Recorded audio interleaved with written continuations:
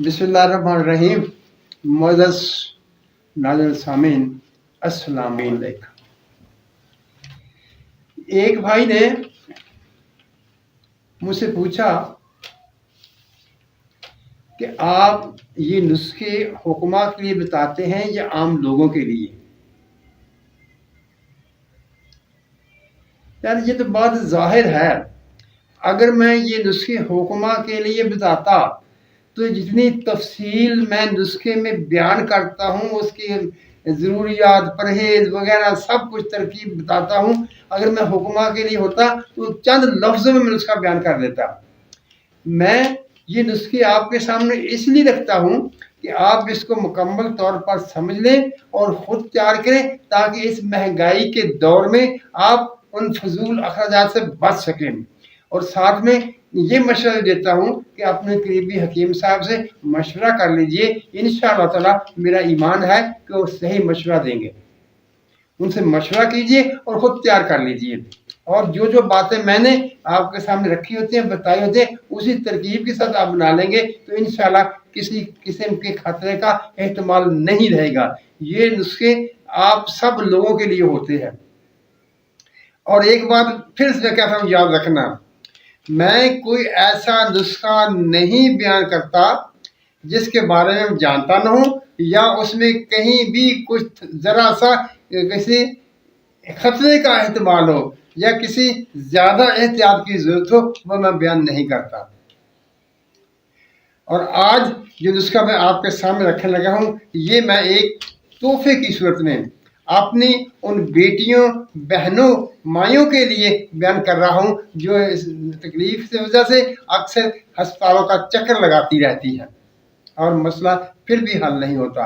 अगर आपने ये नुस्खा मेरे बताए हुए तरीके से बना लिया तो इंशाअल्लाह ताला जो आजकल बच्चियों में अक्सर अमराज आ रहे हैं, अक्सर वो अगरचे हमारी ग़िज़ाई जो है एहतियात के बगैर आ रहे हैं, यानी ग़िज़ाई खाने पीने में हम एहतियात नहीं करते, और दूसरा हम में वो इदराक नहीं रहा है कि हमने कौन सी चीज़ इस्तेमाल करनी है और कौन सी चीज़ इस्तेमाल नहीं करनी है, इसलिए अजीबो-गरीब मसाइल पैदा हो रहे हैं। इन सब के लिए मैं एक नुस्खा आपके सामने रखने लगा हूँ, आपने वो बना लेना है और इस्तेमाल करना और कराना है। इंशाअल्लाह ताला हर किस्म का जो मसला होगा उसके लिए ये एक बेहतरीन नुस्खा है। जो आइए अब नुस्खे से चलते हैं। पहले नुस्खे अज्जा सुन लीजिए। हींग, मुसब्बर, इसे मुसब्बर स्याह भी कहते हैं, सुहागा स्याह भी कहते हैं, हीरा कसीस और सुहागा सफेद शगुफ्ता। यानी ये कितनी चीजें हो गई? ये 4 चीजें हो गई। हींग, मुसब्बर, हीरा कसीस और सुहागा शगुफ्ता, 4 चीजें। इसमें कोई जरूरत नहीं है, कोई इनको सफाई की जरूरत नहीं है, कोई इनको जो है मुदब्बर करने की जरूरत है। आप प्रसाद से जाएंगे और साफ सुथरे ये 4 चीजें ले आएंगे। सुहागा जो लाएंगे आप, सुहागा सफेद, उसे आप आग ने बिरिया कर लेना है, आग पर से फुला लेना है, वो बिरिया हो जाएगा। इसके लिए जरूरी है कि सब चीजें हम वजन हैं, ये बात याद रखनी है। और सुहागा जो है वो आप प्रसाद से डबल वजन लाएंगे, यानी अगर दूसरी चीजें आप 10-10 ग्राम लेकर आएंगे तो सुहागा सफेद 20 ग्राम लेके आएंगे, ताकि वो बढ़िया होने के बाद 10 ग्राम बाकी बच जाएगा। अब इन तमाम चीजों को आपने मिलाकर कवार गंदल के लुआब से इसको खल करना शुरू कर देना है। थोड़ा थोड़ा डालते जाएंगे और खल करते जाएंगे। अगर कहीं मजबूरी से लुआब क्वार गंदल न मिल सके तो आम पानी की मदद से भी आप इसे खल कर सकते हैं, और इस फिर बाद में इसको खल करने के बाद नकूदी गोलियां बना लेनी है। और चने के बराबर जो आपने गोलियां बनाई हैं वो सुबह खाने के बाद और शाम खाने के बाद। यह एक बात और याद रखने वाली है खाने के फौरी बाद आपने इस्तेमाल नहीं कर लेना इसको, आपने कम अज कम आधा पौना घंटा बाद इस्तेमाल करना है और अर्के सौंफ के साथ इस्तेमाल करना है।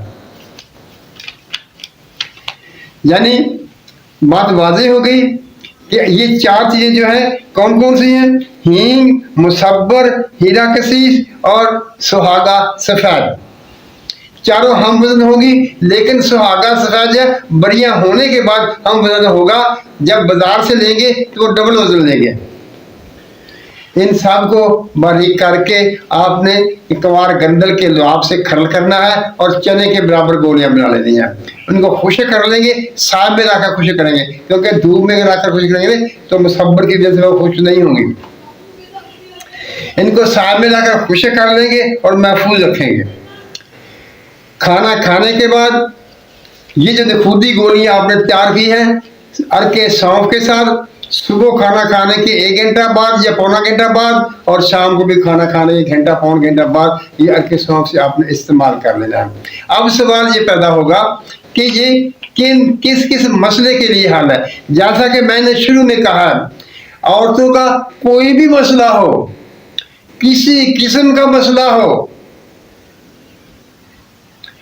कोई भी मसला हो, किसी किस्म का मसला हो, दर्द हो, खून की कमी हो, थकावट हो, टांगों में दर्द होता हो, या जो भी इससे मुतल्लिका मसले होते हैं, उन सब के लिए ये नुस्खा इस्तेमाल कर सकते हैं।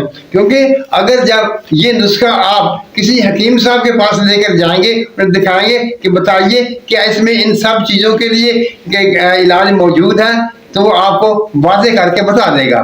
मैं तो बता ही रहा हूँ।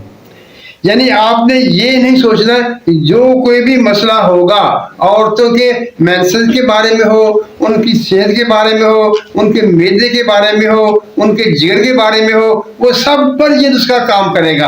आपने, मैं बार बार कह रहा हूँ कि आपने ये नहीं सोचना ये किस मर्द का काम करेगा और किस मर्द पर काम नहीं करेगा। आपने औरतों के जुमला अमराज के लिए इसको इस्तेमाल करना है। मोअज़्ज़ज़ नाज़रीन सामीन, देसी तिब में 2 तरीक़ेकार इलाज के चल रहे हैं। एक तो है नजरिया मुफस्सिल आज़ाद साबर मुल्तानी साहब का, अल्लाह ने जज़ाए खैर अता करे, और दूसरा पुराना यूनानी तरीका जो है। यूनानी में भी कुछ नुस्खे ऐसे हैं जो बहुत अच्छे हैं, अच्छा काम करते हैं, और नजरिया मुफस्सिल आज़ाद के नुस्खे जो हैं वो भी अच्छा काम करते हैं। ये एक ऐसा नुस्खा है जो नजरिया के मुताबिक भी इस्तेमाल किया जा सकता है और पुराने यूनानी तिब के मुताबिक भी इसे इस्तेमाल किया जाता है। लेकिन वाज़ेह बात यही है कि आपने कुछ नहीं सोचना, आपने कोई भी तकलीफ हो इसको इस्तेमाल कर लेना है, क्योंकि इसका कोई नुकसान नहीं है। मुअज़्ज़ज़ नाज़रीन सामीन, अल्लाह ताला हम सब पर अपनी रहमतों की बारिश करे, हमें सच बोलने, सच सुनने और सच पर क्या करने की तौफीक अता फरमाए। आमीन। अल्लाह हाफिज।